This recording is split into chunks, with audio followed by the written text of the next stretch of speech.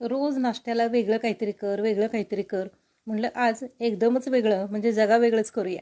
म्हणून मग काय केलं तर घट्ट अशी कणिक मळून घेतली. त्या कणकेचा उंडा केला आणि त्या उंड्यामध्ये थोडंसं चीज खिसून घातलं आणि आलू भुजिया असतो ना, तो आलू भुजिया सगळेजण कोरडा कोरडा खातात. मग म्हणलं त्याचा पराठा करून बघूया. मग फक्त भुजिया आणि चीज ह्या दोन्हीचं सारण भरलं, उंडा वळून घेतला आणि हलक्या हाताने काठापर्यंत लाटला. लाटताना जरा शंका होती की फुटतोय का काय म्हणून, पण अजिबात फुटला नाही.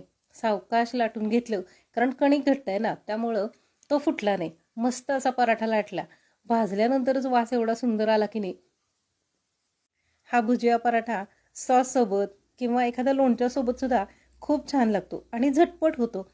नक्की करून पहा. आणि हो, डॅम्स किचनला सबस्क्राईब करायला, पेज फॉलो करायला आणि लाईक करायला अजिबात विसरू नका. आहे की नाही चमचमीत आणि झटपट होणारा भुजिया पराठा नक्की